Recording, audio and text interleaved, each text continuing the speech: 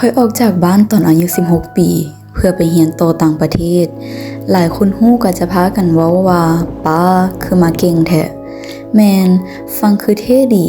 ประเทศใหม่ผู้คนใหม่ความฝันใหม่แต่เมื่อออกจากบ้านเท่านั้นแหละจึงเฮ็ดให้ข้อยฮู้ว่านี่บ่เพียงแต่การเดินทางแต่มันคือการเริ่มต้นชีวิตใหม่บ่มีให้ปลุกให้ไปโรงเรียนบ่มีให้ถามว่ากินข้าวแล้ววะตอนแรกมันก็รู้สึกตื่นเต้นดีแต่ก็อดคิดฮอดในช่วงเวลาที่ผ่านมาบ่ได้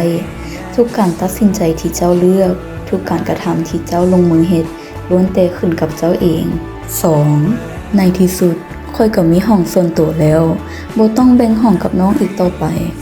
ความฝันได้กลายเป็นจริงบ่โดนแต่ความเหงาก็เข้ามาแทน 3. แม่นอยู่ว่าค่อยสามารถโทรหาพ่อแม่ได้จากที่ไกลกันเป็นพันๆกิโลแต่ความอบอุ่นอ้อมกอดของพวกเขาบ่สามารถผ่านโทรศัพท์ได้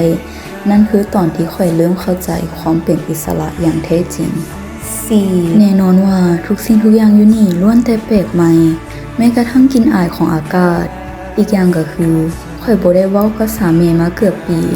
บางครั้งค่อยก็ลืมแม้กระทั่งคำศัพท์ง่ายๆ 5. การมีหมู่ต่างชาติบ่แม่นเรื่องง่ายทุกคนมาจากพื้นหลังที่แตกต่างกันพวกเขาเพียงผ่านมาและก็ผ่านไปฟังทำอิฐอาจจะเจ็บปวดแต่ก็ยังคงห้องหอยความทรงจำส่วนหนึ่งไว้กับเราเสมอและนั่นก็คือเฮ็ดให้การเดินทางครั้งนี้งดงามสุดท้ายแล้วการเรียนต่อต่างประเทศตั้งแต่อายุยังน้อยเป็นทางสิทธิพิเศษและความท้าทายมันผลักดันให้เฮาก้าวผ่านขีดจำกัดของตัวเอง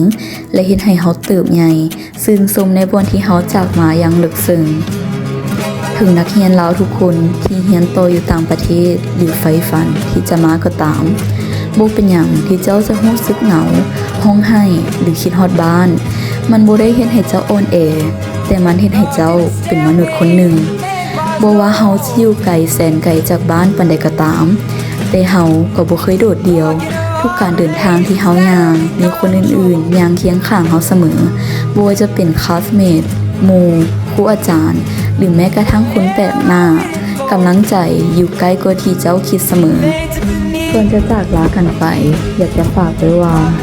อย่าไปปรารถนาให้มันง่ายขึ้นแต่จงปรารถนาให้เจ้าเก่งขึ้นจริงจีพิมพ์จันทร์แสนคำ